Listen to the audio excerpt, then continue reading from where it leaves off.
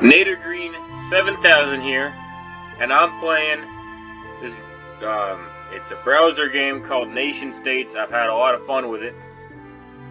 What I got is 3 issues right here. I get the next one in 4 hours. But what I got here is I got a special edition and an international incident.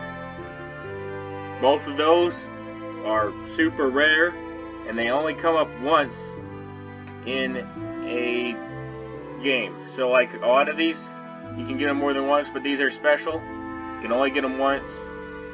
There's a... Oh, I gotta log in. Just a second.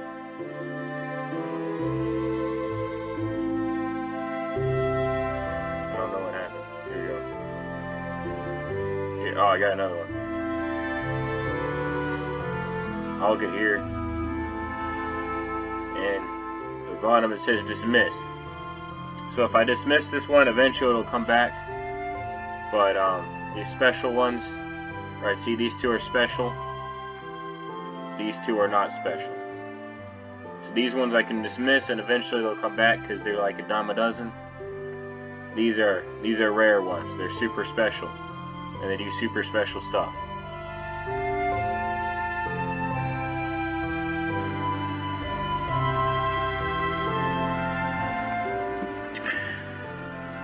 I think it's only fair that I show you a bit of the rest of the game also before I answer these questions. In case you're unfamiliar with this game, maybe it better show you a few things as well. So I'll just go here. This is just a notice. I'll get rid of it. See, this is what it looks like. And then based on the choices you make, you get different like attributes. So I got most pro-market, highest wealthy income, most avoided, greatest rich to poor divides, gambling, most armed, highest disposable income, and largest mining sector. And of course these are the highest 3. See, these 3 are the highest, and so it's at the top. I even get my own card, and you get cards that you can collect. And I got my own card here. It's not out yet. It's part of the season 2. But once season 2 comes out, this is gonna be my card.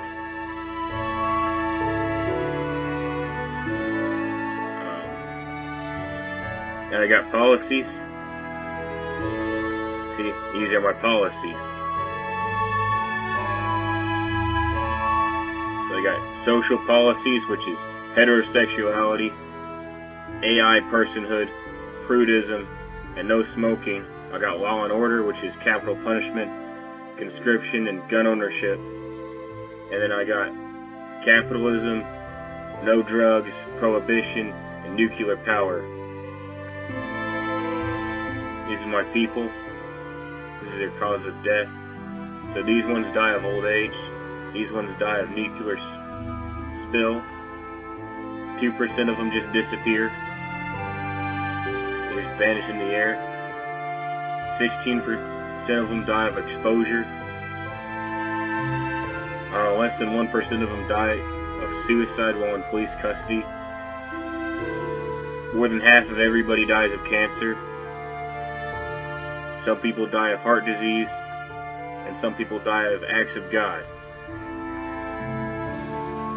So like government, see, it's mostly defense, with law and order, followed by spirituality, as well as several others like public transportation, administration, industry, healthcare, education. That's like government expenditure.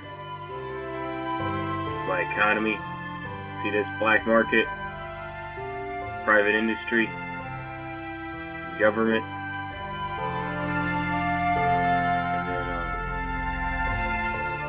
and then I got a fact book. See this, I just make up stuff.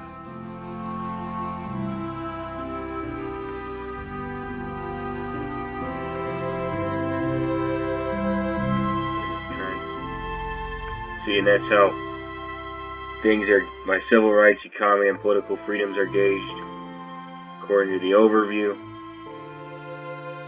And like how all these things change, like the policies, people, government, economy, everything, how all of it changes is through answering these questions. So I'm going to read. What's going to happen is I'm going to do the two regular ones first, and then I'm going to do the international incident or the special edition. So I'm going to go for Reclaim the Streets.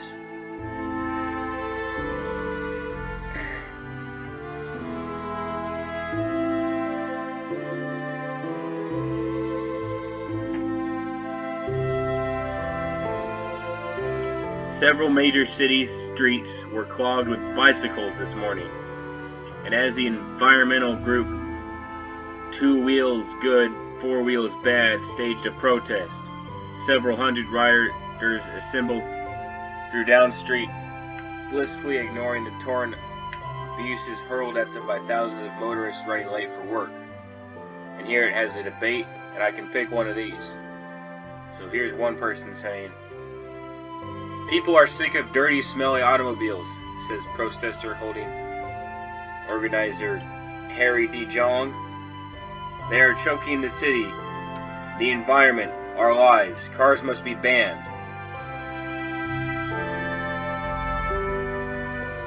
And then this other person says, "The only thing people are sick of is long-haired idiots riding their bicycles at 2 miles an hour through major thoroughfares," says committed motorist Milton Lake. "People shouldn't be able to protest like this. Government needs to crack down on them." Okay. And then this last one, the Automotive Manufacturers Association, meanwhile, has called for government support. Quote, "It's clear that we need to boost the level of automobile support in this country. This protest this morning is a clear indication of, well, anyways, we need more government funds." So I'll have to think about that one, because it's pretty drastic. And then down here I also have the option to dismiss the issue.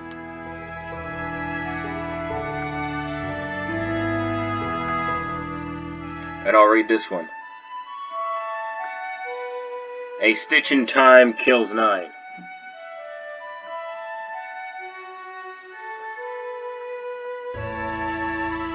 A tragic train derailment recently resulted in the untimely death of 9 people.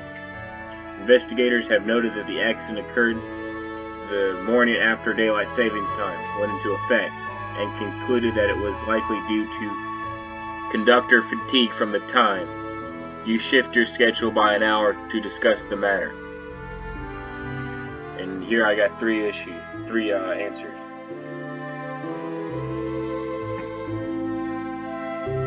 "It's high time we made a change," declares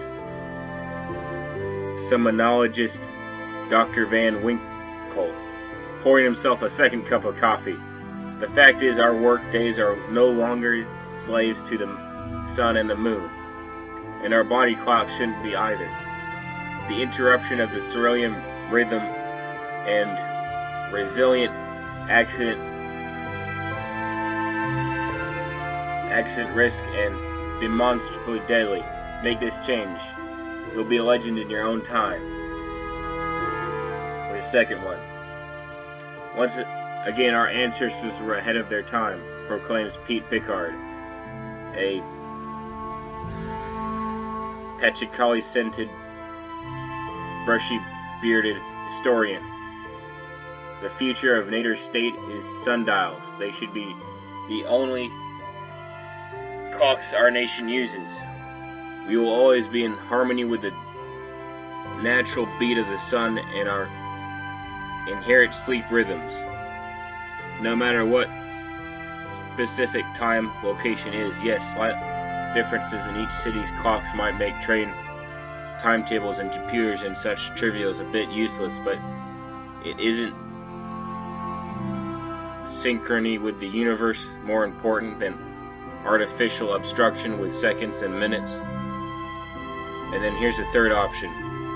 No, not the rails, gasps your Minister of Environmental and amateur pharmacologist, Molly Weaver, who is currently wearing a worn-out conductor's hat.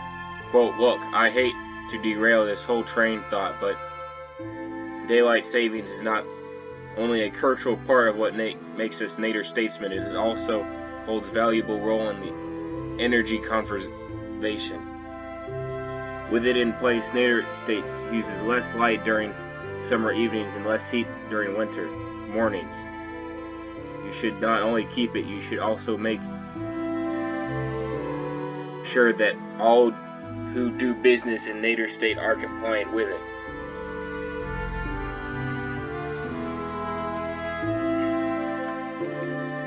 I think daylight savings is probably okay. So I'm going to hit accept. Here it says it is illegal to have the wrong clock time showing on your microwave oven. I mean, yeah, I guess. I don't know. Got some headlines.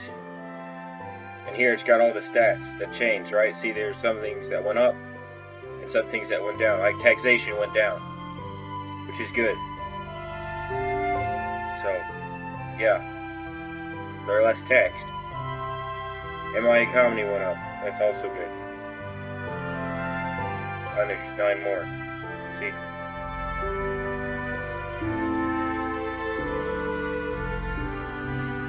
My lifespan also went up, so that's good. So you see how it affects everything. Let me go ahead and do this one.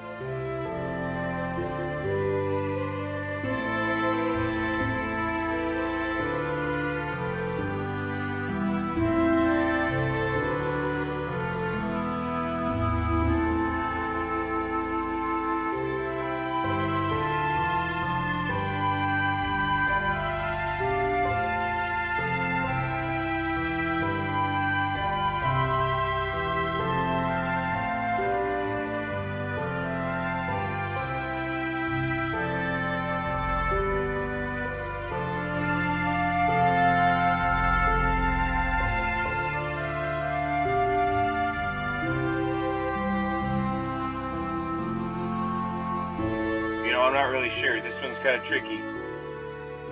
I could just dismiss the issue, but I don't really feel like it, so I think I'm going to go with the third option.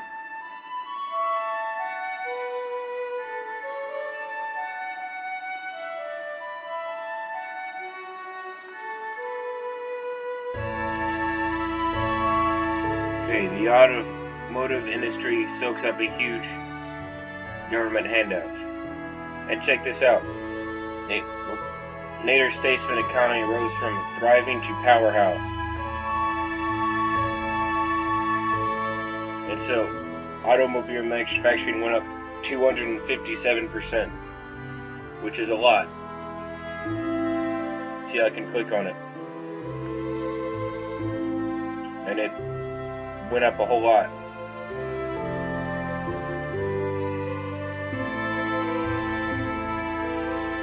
And see, now my economy says powerhouse, which is cool. See, look at that. It went all the way up to powerhouse.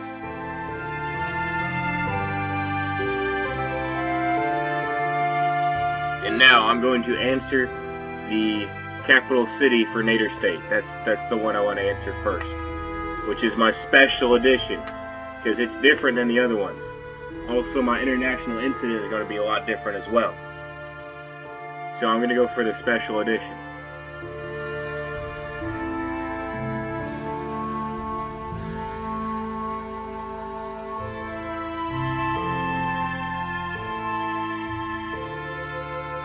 And it says here, you see this is a lot of different choices. So it's definitely different. You see the other one only had 3. This one has 5. So I'm going to read it. As NatorState continues to grow, so does its government. The number of politicians needed to administrate and legislate the country is rapidly surpassing the Houses of Parliament's capacity, with ministers often requiring periscopes to see the House Speaker. Some are suggesting a new building be built in another city, a city which would be designated as the capital of NatorState. And here is the first option. I would like to humbly recommend for my own proud jurisdiction, says Beveled Superman, mayor of one of NatorState's major cities. It will be an honor for our city to be host to the seat of power. If it will be seal the deal, you can change the name if you like. Ha! Capital City indeed, shouts Frank Campbell, a fevered anarchist spilling leaflets all over the floor. What's wrong with being free as the wind? Do you really think one city could possibly represent the whole country, its people?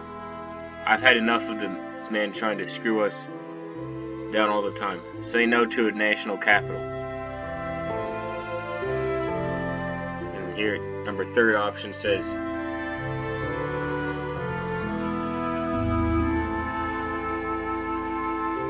I can accept, even approve of having a capital, says Better Host, a military strategist.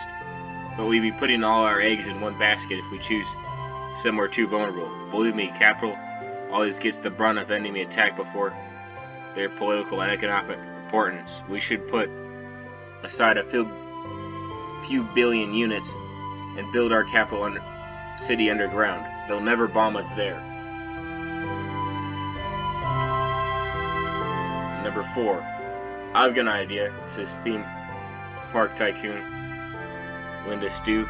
My company will happily sponsor the new establishment and cover all costs as long as it's made to our specifications. We've already got plans drawn up to put a roller coaster straight through the House of Commons, a cafe, some coruscates for ice cream, maybe even a water slide or two in the lobby. It'll be part of legislative seat of government, one part family fun theme park. Tourists will flock from around the globe. What's wrong with the old building? Says Ryan Pence, a noticeable disestablishmentarian. We don't need some kind of fancy capital just to make big ministers feel important. If there's no room, then fire politicians until there is room. Have you ever heard of doing more with less? So I've read all the options, and I think my best bet is to have a capital city. And I hit the accept button. NatorState has designated NatorState City as its capital city. So capital city named. And then I got a notice. National Department of Logistics sent you a telegram. See, this was special. It wasn't with the other ones. The National Department of Logistics would like to inform you that you may now edit the name of your capital city via your settings page. Fantastic. So off they go.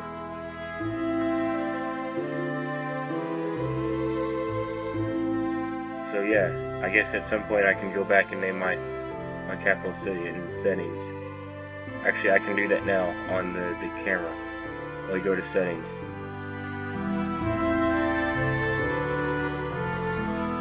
Capital city. I'll go for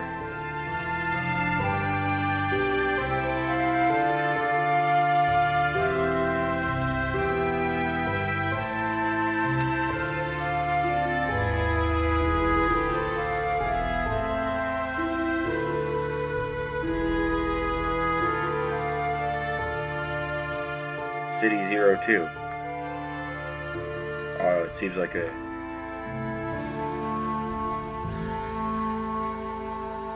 good deal, at least for now. I'll go ahead and update.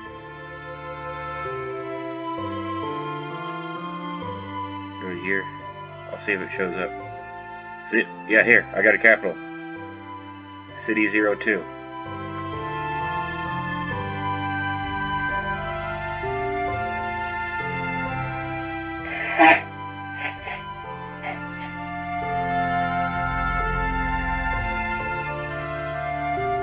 Alright, now I'm going to go back to my issue. Here, an international incident. This is an issue series. See, it's special like the other one was special. I'll read through this. Media outlets have been buzzing about the thousands of children abducted from the remote villages across the exurban nation of Brazenstein, suspected to have been carried out by the order of their own government. Reports are coming in that the abducted children have been sent to underground to mine for diamonds, Brazenstein's most precious resource. But military intelligence suggests that some young NatorStates citizens living there have fallen into the same fate.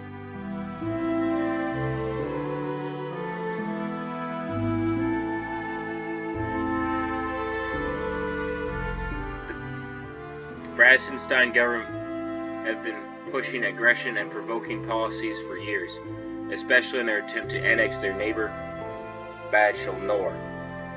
Now they're abducting and holding hostage not only of their own children, but citizens of other countries, booms General Cleveland Efron, slamming his fist in the conference table, urgently gesturing to a map on the wall. We have sat idly by it.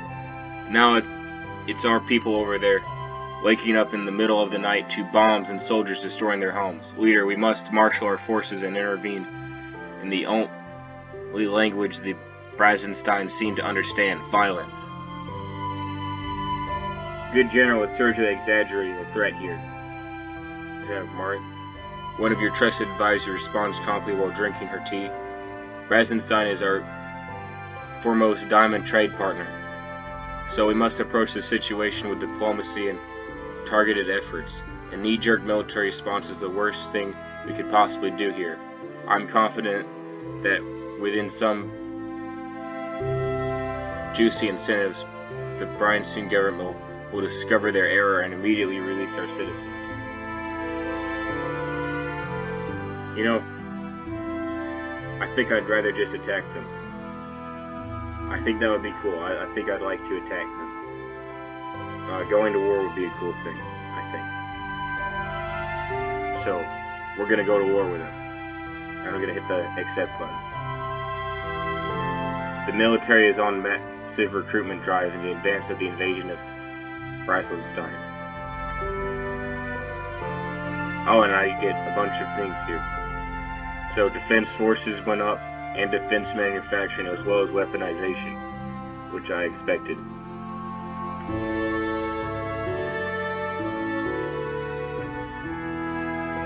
Yep, that's cool.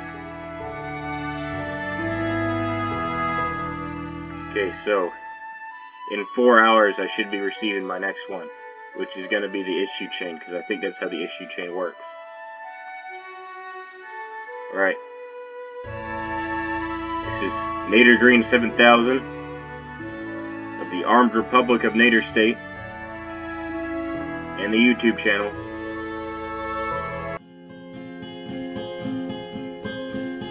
"17 hours of darkness, he's sitting in the gloom. A red hat dangles, lamp-side costume, the nobility and distinction of robes long past, a bishop's staff, the tabard, a mitre of white damask. Before that, racing across the sky, a man with one knife, storms rage around his highborn steed. The wild ride, raging host against the ghouls fly, with gods, elves, beasts, and spirits, frost giants mortified. As the hours of light shrink day on day, and the great evening advances, his doubts begin to eat away, and in dire circumstances he turns to the dark and the monsters that reclaim last dignity, and struck for pucked up elf without his rampart on the litany. You'll near across the 9 realms, Father Christmas with good cheer. St. Nicholas with coins and socks, and Santa with a sneer. The four swoop down like ravens on a wassailing child amidst. The young boy ambles near to them. What sight is this? Soft eyes reflect dark vapor. The hair, the claws, the teeth. The small mouth makes a no, and he fails to breathe. The Christmas creatures gather near with sacks and a birch switch. The straw-stuffed slave pushes forth the witch. Slit his belly open, dear, I'm hungry for some flesh. They roast the boy over the fire, and they watch him thrive.